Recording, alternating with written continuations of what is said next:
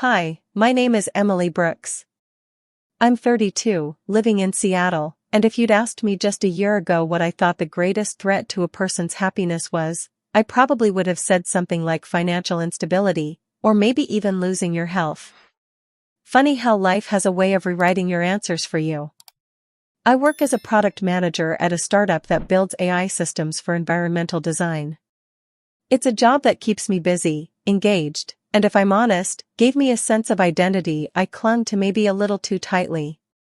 My days were filled with strategy meetings over cold brew lattes from a little shop on Pike Street called Maple and Brew. I spent my evenings unwinding with Spotify playlists humming in the background while I roasted garlic chicken in my tiny, overpriced apartment kitchen. I thought I had it pretty much figured out. My life was neat and polished, like the new white sneakers I'd just bought for weekend strolls around Green Lake. I had a fiancé, Tyler, who worked as an architect specializing in sustainable homes. He had this mop of sandy hair that he was always pushing off his forehead, and an easy laugh that could light up an entire dinner party. Everyone adored him. Most of all, my mother. Linda Brooks, my mother, was 58, ran a high-end organic spa, and could talk anyone into trying her turmeric detox shots even if they visibly cringed at the smell. She was vibrant, elegant, always in flowing floral dresses that matched the peonies she loved so much. People would often tell me how lucky I was to have a mother like her. And they were right. Or at least, I used to believe they were. I grew up thinking that trust was a simple thing. You either had it, or you didn't. The people who raised you, loved you, and guided you through scraped knees and college rejections, well, they earned that trust by default. It was almost sacred. So sacred that it never once crossed my mind that it could be fractured. That it could shatter in a single moment, like a glass slipping from soapy hands onto a tile floor. Do you ever think about how blind we are when it comes to the people we love most? How we make excuses for the little things? I did that a lot. I let love blur lines, smudge red flags into soft pinks, because the alternative was too painful to consider. Maybe you've done that too, ignoring gut instincts in favor of a prettier story. I used to tell myself that suspicion was poison. That was the kind of woman I prided myself on being, trusting, confident, not the sort to snoop through texts or question a late night at the office. Looking back now, I almost envy that old version of me. The one who believed her mother was her biggest cheerleader, that her fiancé was the steady, loyal partner she'd waited her whole life to find. I would give anything to slip back into those skin-deep illusions, even if just for a day, to feel what it was like not to know what I know now. Because here's the thing. Your entire world can change in a heartbeat. One accidental glance at a phone screen, one message popping up at the wrong, or maybe the right, time, and suddenly everything you thought was solid ground turns out to be quicksand. That's how betrayal works. It doesn't announce itself with sirens and flashing lights. It comes quietly, slips under the door like a draft you didn't notice until you're already shivering. I'm telling you this now because I wish someone had told me how fast it can all unravel. How the people you'd take a bullet for might already have the gun pointed at your back. I learned that lesson the hardest way imaginable. And by the time I realized the truth, it was already the night before my wedding. The night before I was supposed to say forever to a man who had been sharing my mother's bed behind my back. So if you're curious how I went from planning floral centerpieces and choosing a signature lavender gin cocktail, to standing at an altar with a secret that would burn my entire world to the ground, stick around. Because that's exactly where this story goes next. I grew up on Bainbridge Island, just a ferry ride away from the pulse of Seattle, but it might as well have been a world apart. Life there felt slower, softer, almost wrapped in cotton. The mornings smelled like pine needles and damp earth, and the afternoons were full of drifting sailboats and kids racing their bikes down Harborview Drive. My childhood house was a warm, weathered two-story with ivy creeping up one side and a crooked mailbox my dad never bothered to fix. Inside, it was full of sun-faded couches, stacks of gardening magazines, and the faint scent of my mom's favorite sandalwood incense. The kitchen was her kingdom. Linda Brooks, my mother, would glide around in loose linen pants and sleeveless blouses, humming old Fleetwood Mac songs while she chopped bell peppers or stirred her famous creamy tomato bisque. Sometimes I still catch myself craving that soup on rainy days, even though the taste now comes laced with a sadness I can't quite swallow. My dad, Charles, was a high school math teacher who played guitar on the porch every Sunday evening. He had the gentlest laugh, the kind that crinkled the corners of his eyes, and he adored my mother like she was the sun itself. Watching them dance barefoot in our living room to soft 70s ballads was probably the first time I understood what love was supposed to look like. Or at least, what I thought it was supposed to look like. I think people underestimate how much their definition of love gets shaped by watching their parents. I did, anyway. I believed the way my mom would reach over and squeeze my dad's knee during a joke, or the way he'd sneak up behind her while she was rinsing strawberries and plant a kiss on her neck, was proof that real love lasted forever. Maybe that's why I grew up with such blind trust in people. Because why would I doubt it, when my own family seemed like a living example that you could grow old together and still flirt in the kitchen? My mom had always been larger than life to me. She wasn't loud exactly, but she radiated this warm, magnetic energy. At her spa, where she specialized in organic facials and deep tissue massages, she wore flowing floral maxi dresses that moved like water around her ankles. Clients would practically line up out the door, not just for her treatments, but for the way she made them feel seen. It was her superpower, I think. Making you believe that for those 30 or 60 minutes, you were the most important person in the world. And me? I was her shadow. I'd sit on the little upholstered bench by the front counter after school, working through algebra problems while she mixed up masks with honey and crushed oats. Sometimes she'd smear a little on my nose, laughing, telling me it would keep my skin as smooth as porcelain. Beauty is taking care of yourself, she'd say. Inside and out. At the time, I thought it was just motherly vanity, but now I see she meant it much deeper. Or at least, I wanted to believe she did. Our weekends were sacred. Saturday mornings, we'd head to the farmer's market, sampling goat cheese and picking out bunches of pale pink peonies.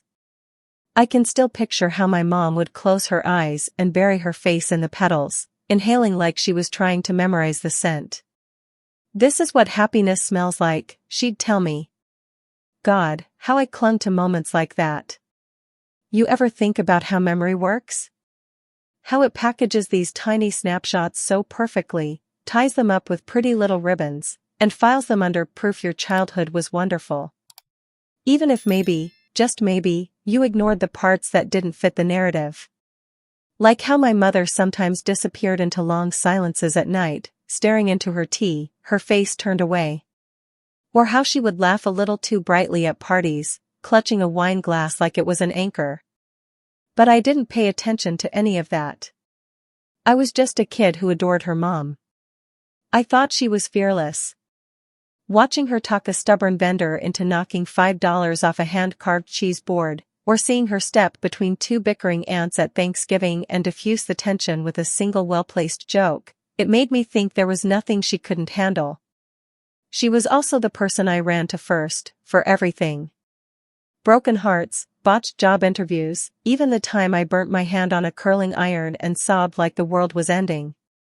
She'd kiss the spot gently, murmur that I was her brave girl.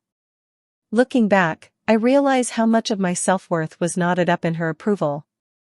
It scares me a little, how we can let the people we love most be the entire scaffolding that holds us up. Because when that scaffolding falls, well, the whole structure goes with it. There's this memory that haunts me now, one I wish I could scrub from my head. About 3 months before my wedding, my mom and I were sitting out on her back deck, wrapped in light cardigans against the evening chill. She poured us each a glass of Riesling and leaned her head on my shoulder. "I'm so proud of you, she said. "You've built such a beautiful life for yourself. And Tyler, he's a gem. You two are going to make it. I just know it." At the time, I swallowed those words like warm honey. They filled me up, made me glow from the inside. But now, thinking about how her lips probably still carried the taste of him even then, of my fiancé, it makes my stomach twist so hard I have to catch my breath. Isn't it strange, how the same memory can change shape entirely once you know the truth behind it? That night, I went home certain I was the luckiest woman alive. I thought I had the best mother, the best fiancé, and a future that was only going to get brighter. I didn't realize I was already standing at the edge of a cliff. And soon enough, the ground was going to give way right under my feet. I first met Tyler at a local charity gala in Seattle, one of those breezy early fall nights when the air still carried a whisper of summer. The event was raising money for green building initiatives, so naturally it pulled in a lot of architects, urban planners, and startup folks who liked to sip wine and talk about the future of sustainable living. I was there mostly because my friend Harper had dragged me along. I remember feeling awkward in my borrowed navy cocktail dress, clutching a glass of Pinot I didn't particularly like, scanning for the nearest exit. Then I noticed Tyler across the room. He was laughing with a small group near the silent auction table, hands shoved casually in his pockets, that sun-kissed mop of hair falling in soft waves over his forehead. I was struck by how relaxed he seemed, so at ease in a room where I felt painfully stiff. When our eyes met, he smiled, like he somehow already knew me. It didn't take long before he found a reason to come over. Said something about the local artist's sketches on display, teased me gently for not bidding on anything. His voice was warm and lightly amused, not cocky. I told him I was just there for the free mini crab cakes. He laughed, genuine and bright, and I remember thinking how nice it felt to be the reason for that sound. Funny how some moments replay in your mind long after they should have faded. Even now, I can still picture the way he leaned in a little closer to hear me over the low buzz of a jazz quartet in the corner, the smell of cedar and citrus on his skin, the tiny constellation of freckles across his nose. It felt easy, like we were slipping into a conversation already halfway finished. Our first official date happened 3 days later at a cozy Mediterranean spot on Ballard Avenue. Tyler wore a crisp white shirt with the sleeves rolled up just enough to reveal faint tan lines from his work on outdoor sites. I had on a simple sage green dress that made me feel like myself, not overdressed, not playing a part, just me. We shared lamb meatballs and a plate of marinated olives, the table scattered with little crumbs of pita bread. At one point, he reached over to tuck my hair behind my ear and said, almost to himself, "God, you're something else." I think that was the first time I felt it in my chest. That warm, pulling ache that says, "Careful now. You might just be handing over pieces of yourself without realizing." Over the next few months, we tumbled quickly into a rhythm that felt too natural to question. Tyler would drop by my apartment on Thursday nights with takeout from that tiny Thai place off Denny, the one with the neon elephant sign in the window. We'd eat curled up on my couch, our feet tangled under a shared blanket, reruns of Parks and Rec mumbling in the background. Some mornings, he'd slip out early for site inspections but leave a sticky note on my fridge with a little doodle of a sun and the words, "See you tonight." It didn't take long for my family to meet him. My mom, of course, was instantly charmed. Linda had this way of drawing people in. She'd greet Tyler at the door with warm hands and a light laugh, fuss over his jacket, always acting so pleased to see him. They bonded over a mutual love of mid-century furniture. Sometimes I'd come out from refilling drinks and find them standing shoulder to shoulder by the bay window, debating the merits of walnut versus oak grain. At the time, I thought it was sweet. How many people get to have their mother and boyfriend become genuine friends? It seemed like life was handing me a kind of golden ticket. My dad liked him too, though in a quieter, more reserved way. He'd give Tyler these approving little nods over the dinner table, especially when Tyler talked about his passion for making eco-friendly design more accessible to lower-income neighborhoods. Those conversations would light him up. His hands moved a lot when he spoke, sketching invisible shapes in the air. I loved watching that. Looking back, I realized just how much I built my happiness on the assumption that people only show you who they are. I didn't factor in what they might be hiding. I let myself believe that honesty was the default setting, especially for the people you loved most. Isn't it strange how trust feels so absolute in the moment? How you don't even think to question it because questioning would mean inviting a crack into something beautiful? I told myself that what we had was rare.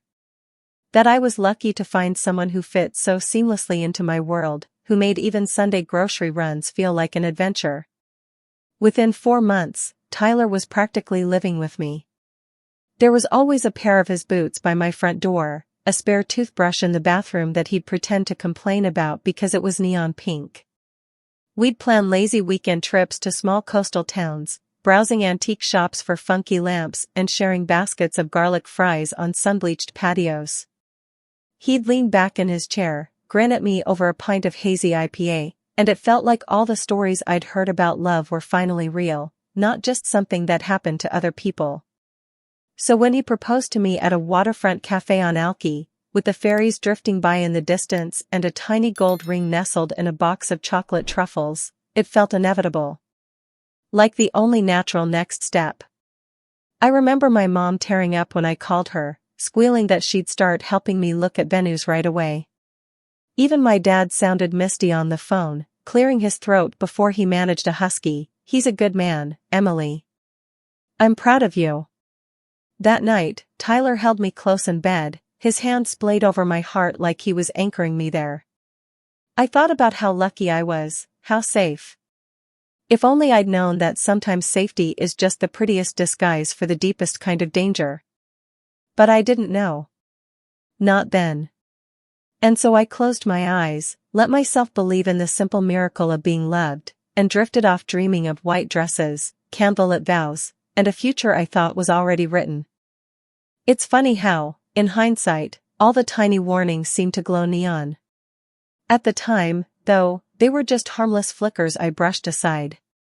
I've thought about this a lot, how our minds can be so skilled at smoothing over cracks, painting them the same color as the walls so we don't have to acknowledge that the whole thing might be unstable. A few months before the wedding, there was this afternoon at my mother's spa that keeps replaying in my head. Linda had asked me to stop by after work to help her decide between 2 new aromatherapy diffusers. She was hoping to upgrade the lobby experience, make it even more serene for her clients. I arrived in my usual office getup, high-waisted slacks and a tucked-in sage blouse, still carrying my laptop bag like some sort of comfort blanket. Tyler was already there, lounging against the reception desk in jeans and a soft blue Henley that made his eyes look even lighter. I remember how startled I was to see him. He was supposed to be at a site visit in Bellevue, touring a half-finished eco-home project. When I raised an eyebrow, he just grinned and said he'd wrapped up early, figured he'd surprise me. My mother laughed then, this light, tinkling sound that almost sounded girlish. She placed her hand on his forearm for a beat too long and teased that maybe Tyler should become her official design consultant since he had such a sharp eye for style. It was a weird moment. I tried to shake it off as nothing. After all, Tyler did have a talent for aesthetics. He often helped me pick out throw pillows or suggested which corner of our tiny apartment needed another leafy plant. And my mom was always playful, affectionate, quick to touch an arm or shoulder. Still, something tightened under my ribs. It faded quickly enough, buried under her cheerful chatter about lavender oil and eucalyptus blends. Then there was the evening we all went out to dinner at the Glass Finch, a cozy spot downtown with Edison bulbs strung overhead and servers who always seemed a little too amused by everything. My parents adored double dates with us. They liked seeing us as a soon-to-be married couple, like it validated how well they'd raised me. Or maybe that's just what I told myself. Tyler spent most of that dinner deep in conversation with my mother. They were seated across from each other, heads leaning in slightly over the candle in the middle.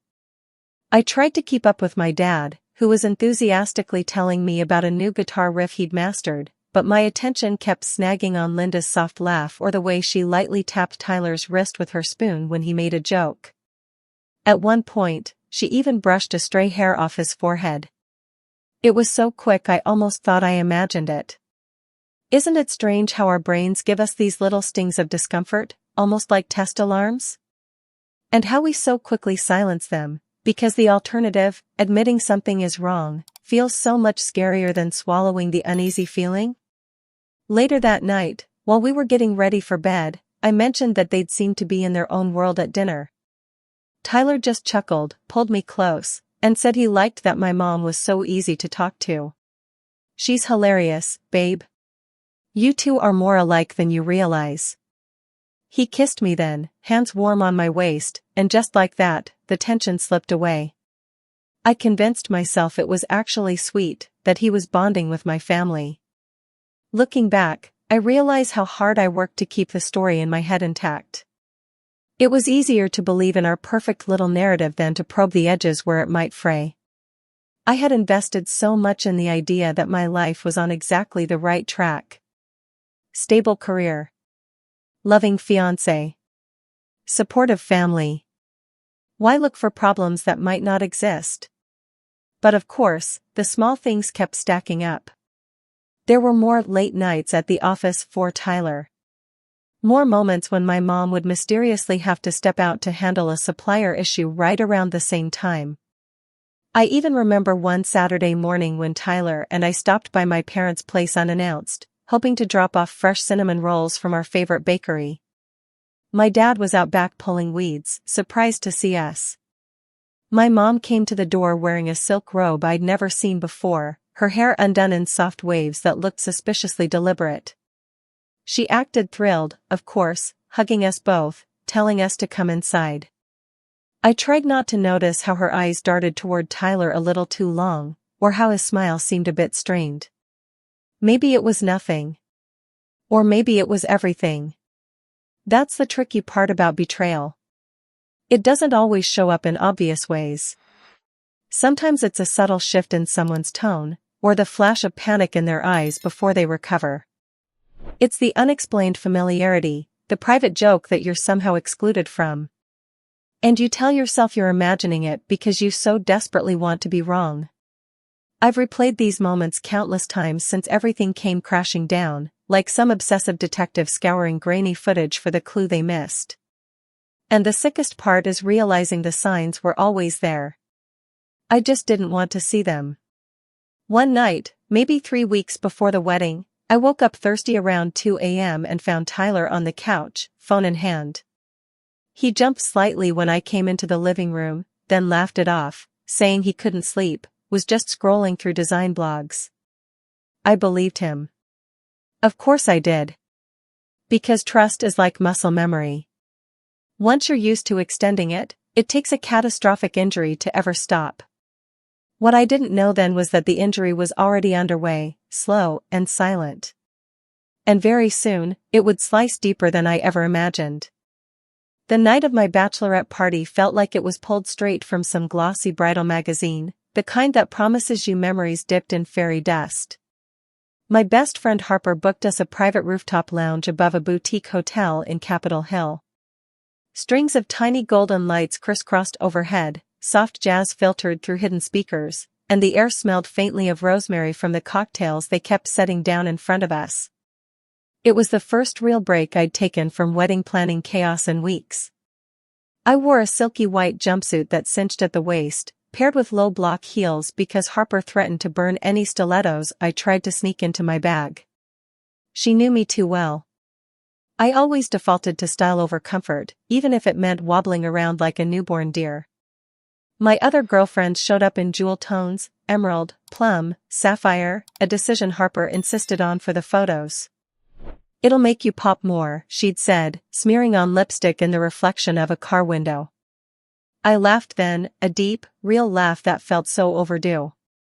For a little while, everything was perfect. We did what groups of women in their early 30s do when they're buzzed on lavender gin fizzes and high on each other's laughter. We took too many selfies, complimented each other's hair, complained about work deadlines. Someone ordered a round of espresso martinis even though we definitely didn't need more caffeine. I remember thinking, this is it. This is the chapter in my life I'll want to rewind to when I'm older and everything's quieter. But the thing about perfect moments is they never last as long as you want them to. Around 10, I noticed my phone buzzing in my purse. It was a text from Tyler. "Just checking in, hope you're having fun, love you." I smiled, thumbs flying, telling him I was safe and surrounded by enough estrogen to power the entire block. He sent back a string of heart emojis. I held the phone to my chest for a second, weirdly emotional. Maybe it was the cocktails, or maybe just the overwhelm of knowing how close we were to finally being married. Then, maybe 20 minutes later, my mom called. I stepped off to the side to answer, away from the giggles and the clink of glasses. Linda's voice was syrupy sweet, asking if everything was going well, if I was feeling okay. She said she had just wrapped up a staff dinner for the spa and was heading home to soak in a lavender bath. She sounded a little too perky for the hour, but I brushed it off. I teased her that she was turning into more of a night owl than I was. When I hung up, I felt a tiny flicker of something, not quite dread, more like a pinprick of unease. It was so faint I could have ignored it, and I did. Because why wouldn't I? This was my mother and my fiancé. The two people who were supposed to be my biggest supporters, the foundation under my feet. Later that night, after most of my friends left, Harper and I sat on a plush outdoor couch, sharing a greasy plate of truffle fries like teenagers. She was halfway through telling me about a disastrous Hinge date when my mind drifted. I found myself thinking about how often Tyler and my mom texted lately, how he'd sometimes mentioned something my mom had said in passing before I'd even heard it. Or how Linda would ask if I wanted to bring Tyler along to her new supplier meetups. I told myself it was normal, that they were just building a bond ahead of the wedding. Isn't that what you'd want, your mother and your future husband getting along? But the more I sat there, the more something tightened in my chest. You ever get that gnawing sensation, like your intuition is trying to scratch its way to the surface? I pushed it down. Smothered it with one more fry, one more laugh. I was determined to enjoy my last weekend as an unmarried woman without spiraling into stupid, baseless paranoia. By the time Harper put me in a rideshare back to my hotel suite, she kissed my cheek and whispered, "Only 6 more days till you're Mrs. Grant." I'd all but smoothed over my worries. The driver made polite small talk about Seattle traffic and wedding season. I remember watching the city lights smear past the window, feeling my eyelids grow heavy, comforted by the thought that soon I'd be curled up in crisp hotel sheets, dreaming of vows and first dances. What I didn't know was that while I was perched on that rooftop sipping fancy cocktails, the two people I trusted most were somewhere else together. That the soft murmur in my gut hadn't been drunken nonsense at all, it was my instincts trying to save me. Isn't it cruel how sometimes the truth waits for the worst possible moment to reveal itself? Like it wants to see how high it can build you up before it decides to rip the floor out from under you. I fell asleep that night believing I was on the cusp of forever. Completely clueless that forever was about to become something else entirely. The night before the wedding was supposed to be simple. Calm. One last evening to breathe before stepping into forever. My mom had booked a suite for us at the Rainier Grand Hotel, a pretty historic spot in downtown Seattle with carved wooden banisters and thick burgundy carpets that muffled every footstep. I always loved that kind of old-world charm. It made me feel cocooned, like I was somewhere safe and timeless. Linda and I arrived there together just after 9. She wore a cream shawl draped over her shoulders, her hair swept into an elegant knot that showed off a pair of tiny pearl earrings. I was exhausted, running on fumes from the rehearsal dinner and the endless swirl of family catching up, but giddy too. In less than 24 hours, I'd be marrying Tyler. Becoming his wife. Even now, saying that makes something sour twist in my gut. We ordered up a pot of chamomile tea and split a tiny chocolate torte from room service, plates balanced on our knees as we curled up on the couch. The TV was on low, some mindless cooking show babbling in the background, the host cheerfully whipping egg whites into stiff peaks. My mom scrolled through her phone with her reading glasses perched halfway down her nose, humming every so often. It all felt so normal. Ordinary. I think that's why it hits so hard when I replay it now. At some point she yawned, said she was going to take a quick shower to wash the day off. She left her phone on the coffee table, face up. I didn't think twice about it at first. I was half watching the chef on TV try to explain the secret to perfect ganache, half checking my own phone for last-minute texts from Harper about tomorrow's flower delivery. Then her screen lit up with a new message. The preview banner hovered there so clearly, so tauntingly. It was from Tyler. "Thank you for tonight. The way you touched me. I can still feel it everywhere. Can't wait for next time." The world seemed to stutter. For a second, I genuinely thought I'd misread it. Maybe my brain had filled in some weird blanks, because that couldn't be right. I picked up her phone, my hands suddenly clammy. I opened the message thread. There were dozens of texts. Some short and teasing. Some long and nauseatingly tender. One even included a photo, Tyler shirtless, lying on what I recognized with a sick certainty was the very bed in my mom's guest room, sheets crumpled around his hips, a lazy grin on his face. My breath wouldn't come. It felt stuck in my chest, thick and useless. I could hear the faint pounding of water in the shower, my mother humming just beyond the bathroom door, completely oblivious. Or maybe not. Maybe she was perfectly content, standing under that stream of hot water, replaying the same memories that were now slicing me open. I scrolled and scrolled. They'd been meeting for months. Secret dinners that were explained away as networking nights. Midday hotel check-ins during times Tyler told me he was on site for a project. Linda sending selfies from her spa treatment room, coy captions like "wish you were here to help me relax." You ever have one of those moments where you realize your entire life might be a lie? That you've been the butt of a cruel, private joke? I sat there gripping that phone, heart battering so wildly I worried it might just stop. I could taste bile in the back of my throat. I wanted to scream. Throw the phone across the room. Kick down the bathroom door and demand an explanation, even though deep down I already knew there was nothing either of them could say to make it better. But I didn't. Instead, something colder took over. A steadiness that didn't feel like strength so much as numbness.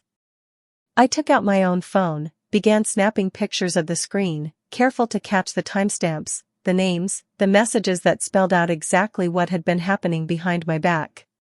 Years of managing tight software launches and planning detailed product rollouts had apparently trained me well for documenting evidence, even if this was the last place I ever imagined using those skills.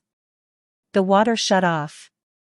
A moment later, I heard my mom's soft humming closer, her bare feet padding across the carpet. I quickly set her phone back where it had been, wiped my palms on my jumpsuit. My mouth pulled into a smile I didn't feel, because I didn't want to tip her off. Not yet. Not until I figured out what to do. She emerged from the bathroom wrapped in a plush white robe, cheeks pink from the steam. She asked me what was so funny on my phone. Apparently I was still staring at it, a frozen half-laugh on my face. I mumbled something about a ridiculous meme Harper sent. She giggled, settled next to me, and started talking about how tomorrow she'd probably cry so much her mascara would be a disaster. She even made me promise to keep tissues tucked into my bouquet. I nodded, even managed to reach over and squeeze her hand. Inside, though, I was somewhere else entirely. Running through options, imagining scenarios, trying to piece together how I could possibly walk down an aisle beside two people who had betrayed me in the most grotesque way imaginable. Have you ever been so blindsided by someone you love that it feels like your bones are vibrating? Like your very cells can't decide whether to fight, flee, or just shut down altogether? That was me, perched on a hotel couch beside my mother, who smelled faintly of lilac shampoo and Tyler's cologne. I didn't know it yet, but that moment was the exact line between the life I thought I had, and the storm that was about to tear it all apart. And believe me, the worst was still coming. That night was one long, cruel stretch of hours I can barely piece together, even now. Time didn't move in a straight line. It stuttered, lurched, seemed to skip entire beats. I lay there beside my mother in that oversized hotel bed, the two of us under crisp white sheets, a gentle hum of the air conditioning filling the silence. She fell asleep fast, one hand draped across her stomach, her breath slowing into soft, almost childlike sighs. Meanwhile, my eyes were wide open, fixed on the ornate ceiling molding, trying to trace the swirling patterns like they might spell out some reason for what I had just uncovered. I felt pinned to the mattress. My own body heavy, foreign, like it belonged to someone else entirely. My mind kept circling back to those messages, to Tyler's easy grin in that photo, to the way my mother had so casually rejoined me afterward and talked about tomorrow's seating chart as if nothing had happened. I thought about all the little moments that now took on sinister weight. The time I'd walked into my mom's house to find Tyler in her kitchen, shirt sleeves rolled up, chopping mint for her iced tea. He'd said Linda needed help opening a stubborn jar lid, but they'd both jumped slightly when I appeared. Or how a few weeks earlier, I found one of Tyler's sweatshirts draped over the back of her porch chair. I told myself it was harmless. Maybe he'd gotten chilly during a backyard dinner and left it behind. But lying there that night, every one of those memories reassembled into something grotesque. It was like watching a sweet home movie suddenly go out of focus and reveal monsters lurking in the corners. I kept glancing over at my mom, trying to see her face differently. Trying to understand how the woman who taught me to braid my hair, who slipped notes into my lunchbox all through high school that said things like "Shine today, baby," could also be the same person sending Tyler photos of herself in lacy sleepwear, captioned with things I couldn't bear to reread. It broke something fundamental in me. Not just my trust in them, but my trust in my own instincts. Because if I could be so thoroughly wrong about the two people I loved most, what did that say about my ability to judge anyone ever again? You ever sit there and wonder if your entire sense of reality might be a joke? That maybe you've been walking around with your eyes half closed your whole life, oblivious while everyone else snickered behind your back. That's exactly how I felt. Like I was the last person at a dinner party to realize everyone was talking in code around me. I think what terrified me the most was how calm I stayed. There were no tears. No dramatic gasp or guttural sob. Instead, I just laid there, blinking up at the ceiling, trying to slow my racing pulse. My body felt like it was filled with wet cement. Every so often I'd hear a car honk faintly from the street below, or the muffled thump of doors opening and closing in distant rooms. It made me feel horribly alone, like the rest of the world was carrying on just fine while I quietly unraveled. I don't know how long I was stuck like that, but at some point my phone buzzed on the nightstand. I flinched, heart leaping, half expecting it to be Tyler with some syrupy "can't wait to see you tomorrow" message. But it was Harper, sending me a picture of a neon heart she'd passed on her late-night walk, with a note that read "Almost Mrs. Grant," and a row of heart emojis. I stared at her text for a long time, the words blurring. My throat tightened so sharply I had to swallow twice before it loosened. I almost typed back the truth right then. Almost told her everything. But I didn't. Some stubborn part of me wanted to keep it locked inside until I figured out what it meant, what I'd do. Besides, how could I possibly cram that betrayal into a text bubble? Hey, my fiancé and my mom have been screwing each other. Any tips on how to survive the night? Eventually, I slipped out of bed, careful not to wake Linda. I padded over to the window and pulled back the heavy curtains. Seattle was sprawled out below me, lights winking through a thin sheet of mist. It was beautiful. Quiet. A little blurred at the edges. Kind of like my life had been, up until a few hours ago. I pressed my forehead to the cool glass, trying to slow the frantic storm inside my chest. Was I angry? Hurt? Numb? Honestly, in that moment, I couldn't even tell. I only knew that whatever future I'd been dreaming of with Tyler, whatever safe harbor I thought my mother represented, it had all been ripped away in one hideous, irreversible tear. Still, I stood there whispering to myself that I could handle it. That I was strong. That I'd figure out what to do in the morning. Because that's what I'd always been, the problem solver, the fixer. I didn't yet understand that some problems weren't meant to be solved, only survived. I climbed back into bed eventually, body cold, and lay rigid beside my mother, who mumbled something in her sleep and curled slightly toward me. I watched her for a long time, cataloging the tiny lines at the corners of her mouth, the freckle near her jaw I'd inherited. My mother. My betrayer. I closed my eyes, and for the first time in my life, I felt truly orphaned. And as strange as it sounds, that realization didn't come with sobs or gasping heartbreak. Just a heavy, echoing silence that followed me straight into morning. By the time the sun slipped through a crack in the hotel curtains, painting the walls in soft gold, I was already awake. Or more honestly, I hadn't really slept. I lay there feeling like my mind was this overloaded server, fans whirring hot, processing every file it could grab. Except instead of lines of code, it was replaying images of Tyler's half-naked grin, my mother's delicate fingers tapping out flirty messages, and all the tiny signs I'd so expertly ignored. I slipped out of bed without disturbing Linda, tiptoeing across the thick carpet to the little marble counter where a sleek coffee maker waited. As the machine sputtered and dripped dark liquid into a porcelain cup, I pressed my hands against the cold counter to steady myself. I could hear my heart in my ears. Even the gentle burble of the machine seemed too loud.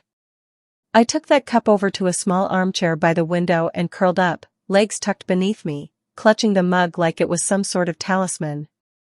The steam carried this earthy, bitter smell that made my stomach twist. I didn't want to think about breakfast, or the fluffy stack of lemon ricotta pancakes the hotel was famous for. I didn't want to think about the brunch reservations my mom had made for us with Tyler's family later that morning. Because there was no brunch. Not anymore. Not in the world I was suddenly living in. The numbness of the night before had begun to thin, and in its place was something sharp and electric. Anger, maybe. But also this cold, methodical clarity that surprised me. I think there comes a point, when you're betrayed so completely, that your emotions just reorganize themselves. Like your brain decides survival is more urgent than heartbreak. So I started planning. I opened my laptop, dragging it across the little writing desk in the corner.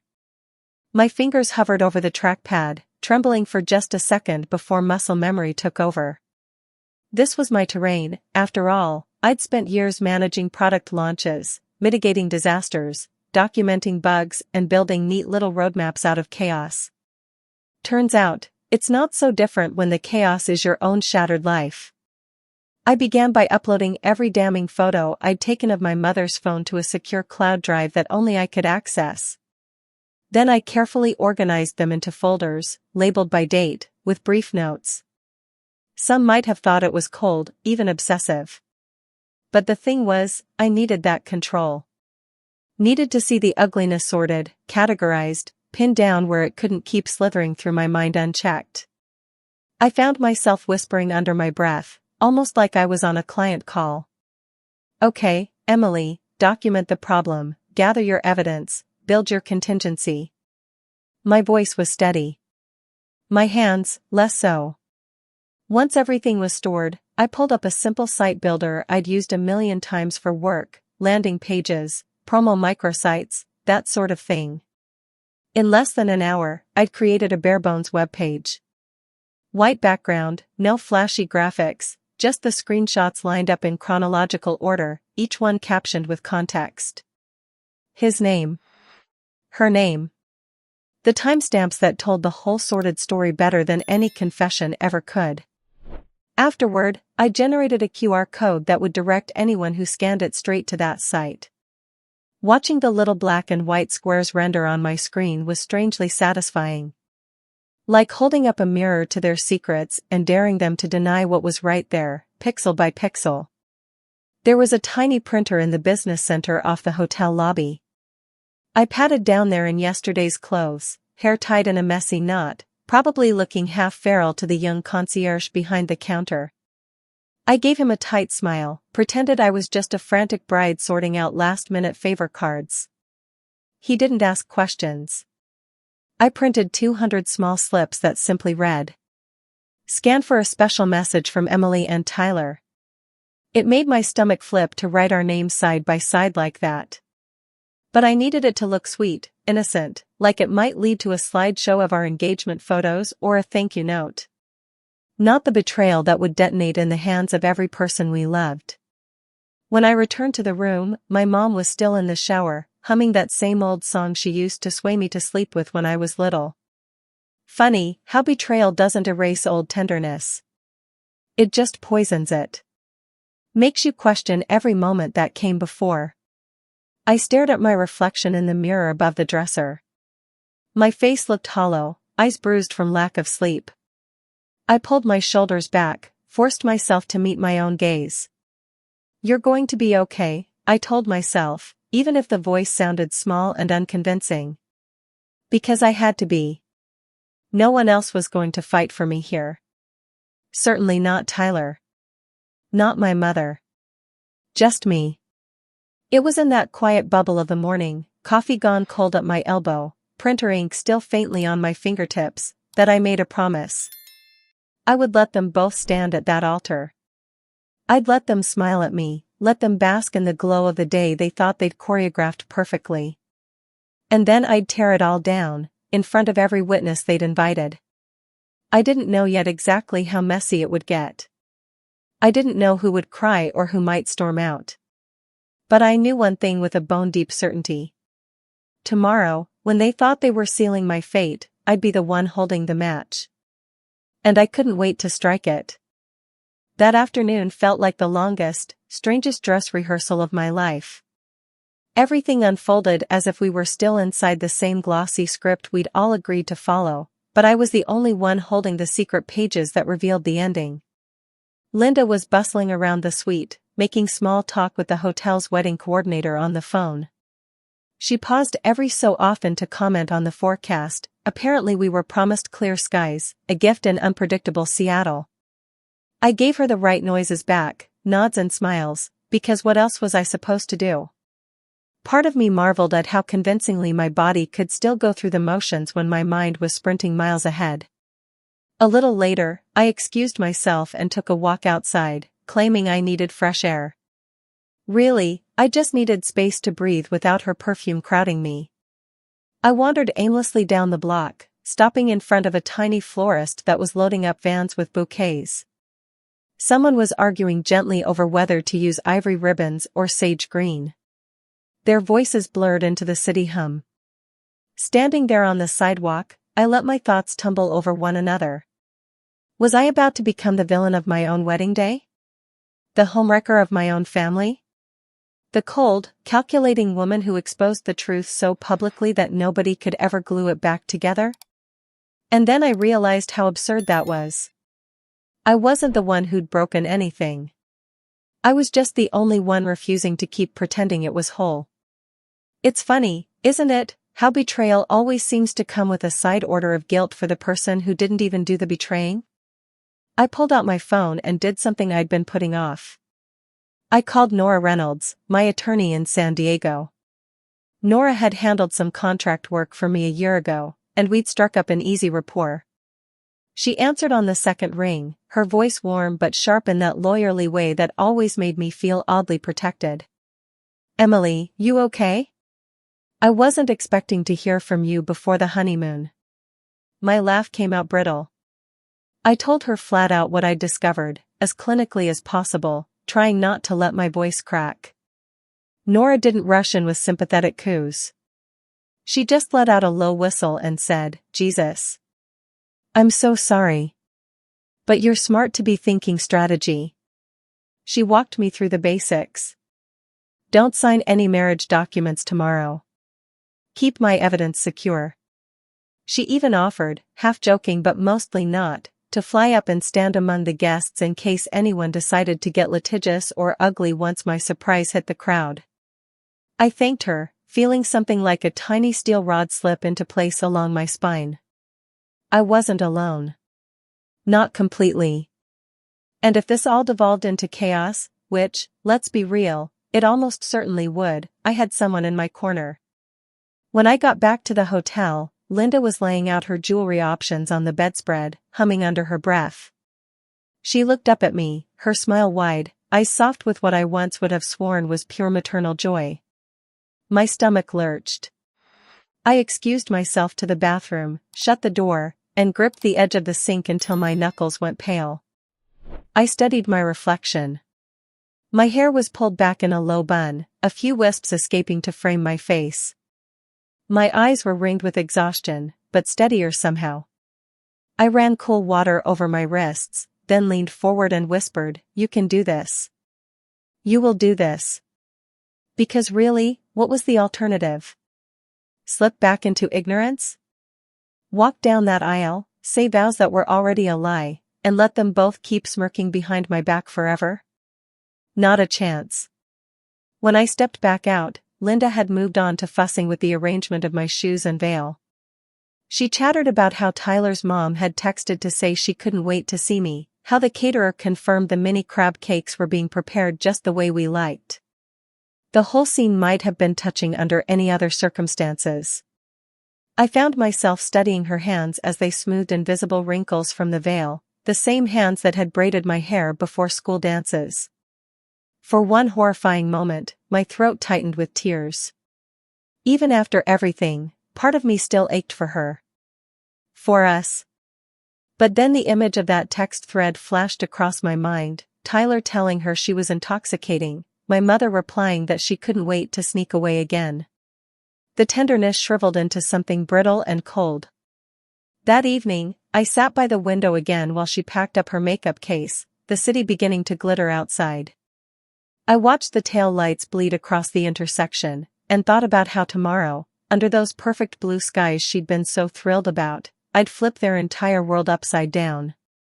I suppose someone might call that cruel. But tell me, what's crueler, letting them keep living a lie that cost me everything, or forcing them to wear their shame in the daylight for once? I went to bed early, mostly because there was nothing else left to do. My mother kissed my forehead, whispered she loved me more than I'd ever understand. I lay there after she turned off the lamp, staring at the ceiling, counting my breaths. It was a strange sort of calm. Not the peaceful kind you find after a long day, but the eerie hush before a building comes crashing down. I wasn't sure what tomorrow would look like, how loud the destruction might get, or how many people it would bury in the rubble.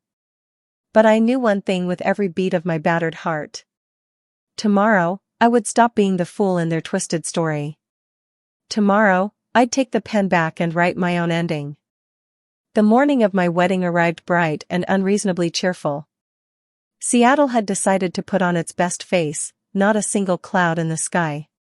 Sunlight poured through the hotel windows, catching the tiny flecks of shimmer in my veil that lay draped over a chair. If you didn't know any better, you'd think it was the beginning of a fairy tale. I let the makeup artist fuss over me, dusting my cheeks with soft rose, lining my eyes with careful strokes. Linda hovered nearby, still wearing her silk dressing robe, hair pinned up in perfect curls.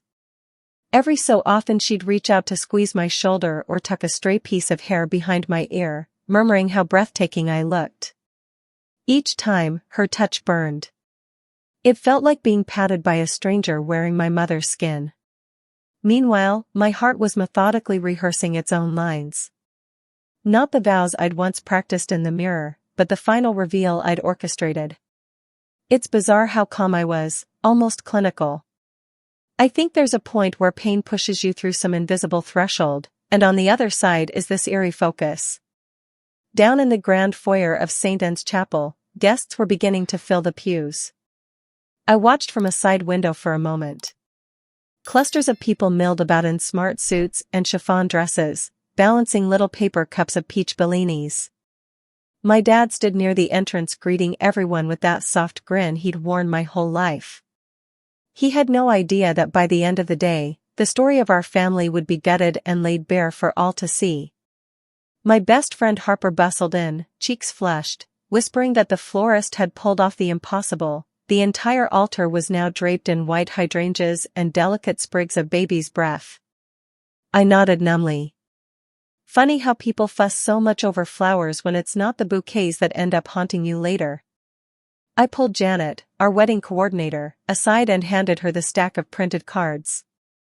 Each was small and elegant, reading simply "A special surprise from Emily and Tyler, scan to see." I told her to start distributing them after the processional, like a playful treat for the guests to look at while waiting for the reception. She lit up, delighted at how modern and cute the idea seemed, promising to hand them out discreetly. I almost laughed. If only she knew. Then the music began. A gentle acoustic cover of "Can't Help Falling in Love" floated up from the string trio. My cue. I took a slow breath, feeling the weight of my gown settle around me, and stepped forward. Every pair of eyes turned. Phones lifted, mouths parted into soft wows. Tyler stood at the end of the aisle, hands folded in front of him, looking at me with that same adoring expression he'd worn since our engagement shoot. It almost worked. For half a second, my traitorous heart squeezed, wanting desperately to believe in that look again. But then I spotted my mother in the front pew, dabbing the corner of her eye with a lace handkerchief.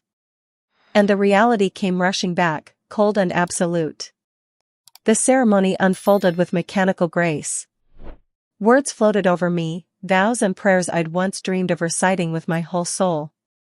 I could see people starting to glance down at the cards Janet had given them, curiosity lighting their faces as they pulled out their phones. A murmur started at the back, like the wind rustling through leaves.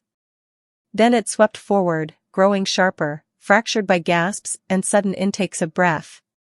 I tried not to let my eyes dart around too obviously, but it was impossible not to notice. Harper was blinking rapidly, phone clutched tight. A cousin of Tyler's whispered something furiously to her husband, who looked at his screen then jerked his gaze up at us, eyes wide.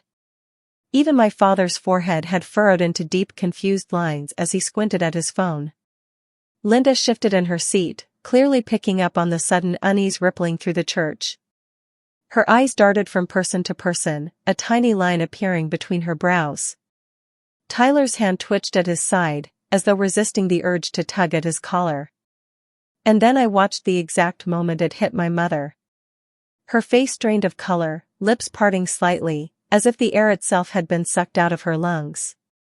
Beside her, my father leaned over, showing her something on his screen. The way she flinched back, covering her mouth, was almost cinematic. I might have pitied her, if pity hadn't been burned out of me by their betrayal. Up on the altar, Father Bennett stumbled over his next line, eyes darting between me and the restless congregation. Even he could sense the electricity in the room had soured. That's when I decided to end it. I lifted a hand gently, interrupting whatever blessing was supposed to come next. The murmur dropped to dead silence. I could hear my own breath, shaky but resolute. "Father Bennett, I'm so sorry to interrupt," I began, my voice surprisingly clear. "But I can't let this continue." Tyler stiffened beside me. His fingers brushed mine like he might try to grab my hand, but I pulled it back. Then I turned to face the crowd fully. My pulse roared in my ears, but my words came out steady. "I know many of you just saw something shocking on your phones. It's true. The two people I trusted most in this world have been lying to me for months. My fiancé, Tyler, and my mother, Linda." A collective exhale swept the room. Someone in the back muttered, "Oh my God." I didn't let myself look at my mom or Tyler. Not yet. They chose to betray me in the most intimate way possible. And I couldn't let this day, this promise, be built on a foundation so rotten. My chest lifted with a long, trembling breath. I felt something inside me crack, not in a way that hurt, but almost like a cage opening. I had spent months planning this day thinking it would be the start of my happiest chapter. Turns out, it would be the start of my real freedom. I took one step back, then another, feeling the satin of my gown slip against my legs. The stunned silence was deafening. And that was only the beginning. Because I still had one last thing to say before I left that altar behind for good. I think there's a point in every person's life where the concept of humiliation shifts. Where it stops being the thing you're most afraid of and becomes almost liberating. Because once your most private heartbreak has been dragged out into the daylight, what's left to hide? I was standing there on the altar in my pristine gown, hair painstakingly curled and pinned, while an entire church of family, friends, colleagues, even my high school English teacher for God's sake, stared at me like they weren't sure if they should look away or keep watching. Tyler was frozen next to me. His complexion had gone pale under his neat tan.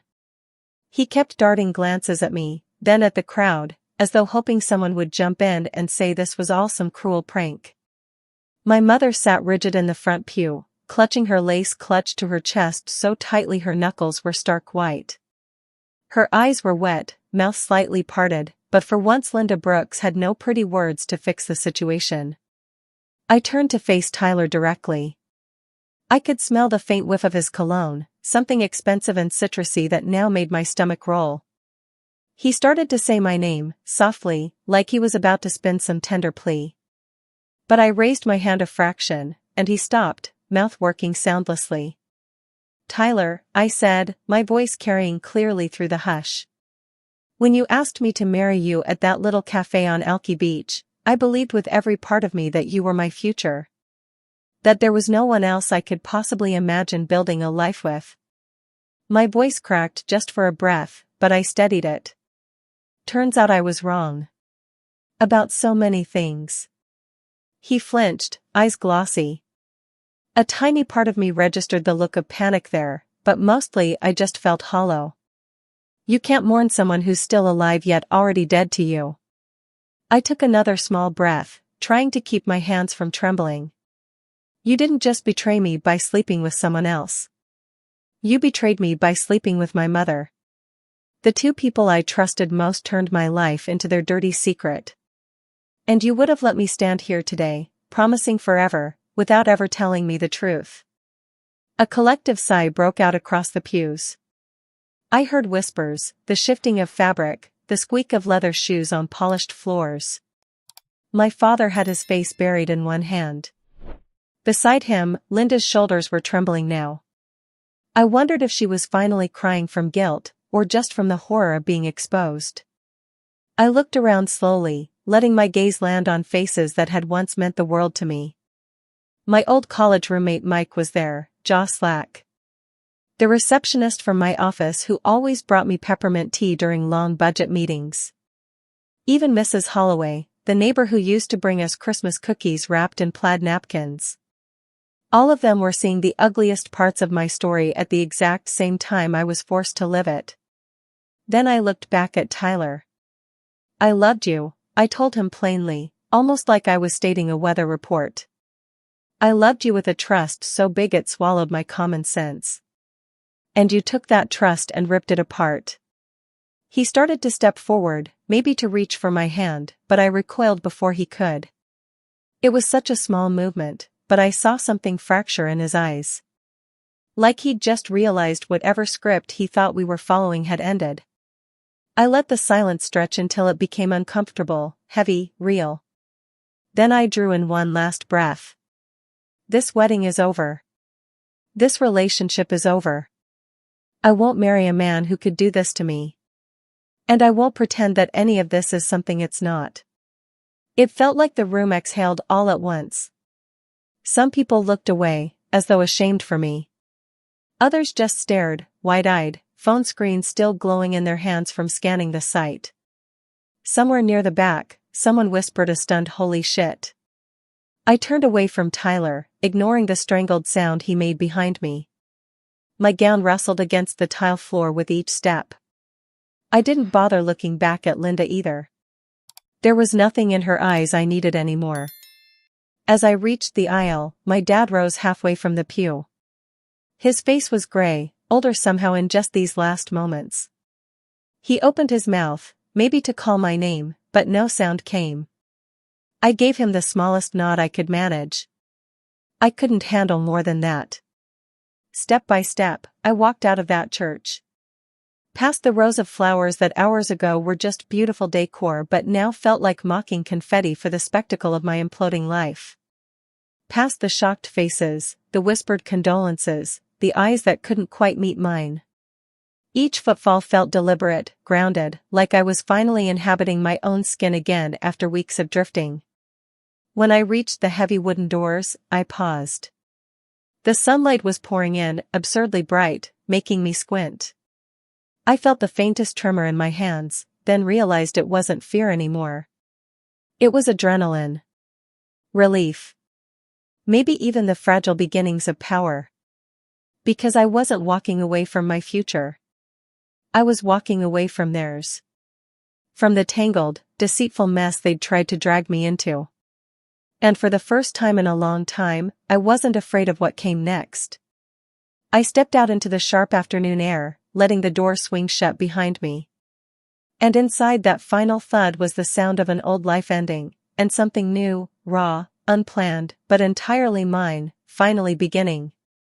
Walking out of that church felt nothing like I thought it would. I used to imagine leaving a wedding only one way, hand in hand with my new husband, faces flushed with champagne and possibility, friends and family cheering behind us. Instead, I stepped out alone, into a breeze that caught my veil and tugged it like a playful child. Funny thing is, it didn't sting the way I might have expected. If anything, I felt startlingly clear-headed, as if the world had just been wiped clean of smudges. Each breath tasted cold and bright, carrying the salty tang of the nearby bay. Somewhere a car radio spilled out Stevie Nicks, that husky voice crooning about going your own way.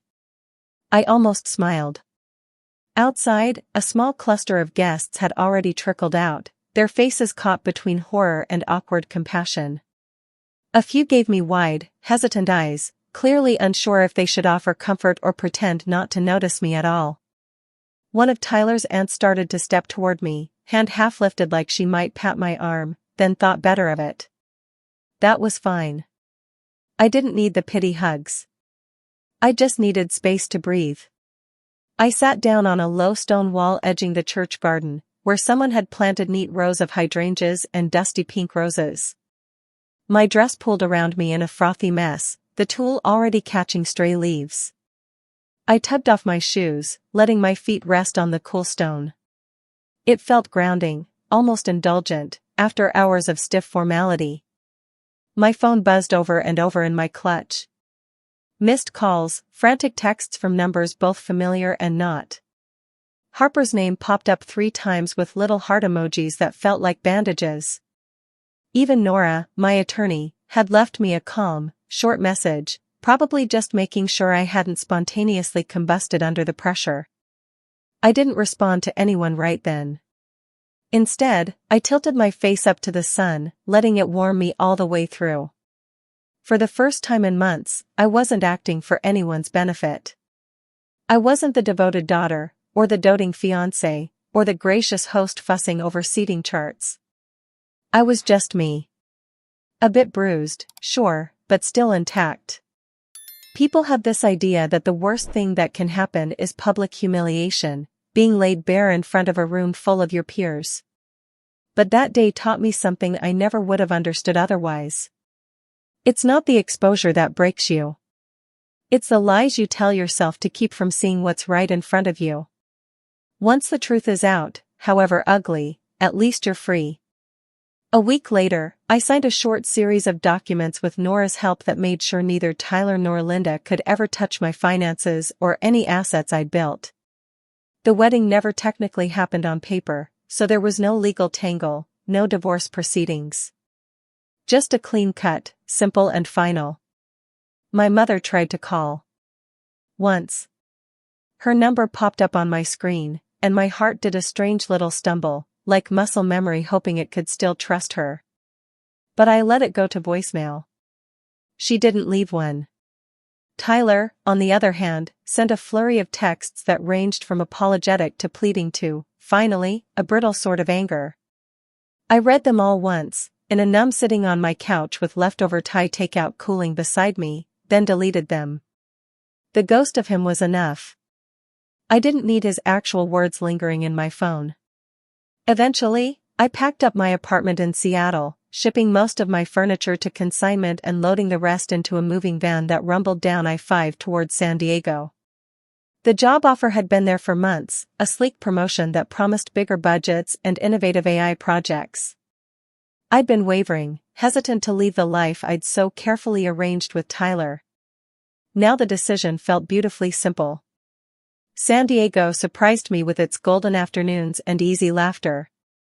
I rented a sunny apartment a few blocks from the beach, with white walls and airy linen curtains that danced every time I cracked the windows. Most mornings, I'd take my coffee down to a tiny cafe on the corner that smelled like toasted coconut and fresh pastry. The barista already knew my name, sometimes scribbling little smiley faces on my cup that weirdly brightened my day more than I ever admitted out loud. I started dating again, cautiously, with eyes wide open this time. I told myself it was fine to take it slow, to let trust earn its keep instead of giving it away like samples at a farmer's market. Some evenings, I'd sit with new friends on patios strung with fairy lights, eating grilled artichokes and laughing at half-forgotten heartbreaks. It didn't erase everything, but it softened the edges. Sometimes, late at night, I'd still get this ghost of a pang. Not exactly for Tyler or even for my mother as they were, but for the simpler person I used to be. The one who believed love automatically meant loyalty, that family meant unconditional safety. I missed her innocence the way you might miss a lost scarf, something that once kept you warm but would never come back. But mostly, I was proud. Proud that when the truth finally smashed through my carefully constructed world, I didn't shrink from it. I faced it head-on. Tore off the veil, literally and metaphorically, and walked straight into whatever came next. And honestly, isn't that what growing up really is? Not some neat story arc with a guaranteed happy ending, but just surviving the disasters and learning to build again, a little wiser each time. So if you've stuck with me through this whole tangled story, thank you. Maybe it'll spare you some heartbreak of your own someday. Or maybe it'll just remind you that even the worst betrayals don't get to define us. We do. And as for me? I'm still figuring out what comes next. But this time, the story is mine alone to write. And that, I've realized, is more than enough.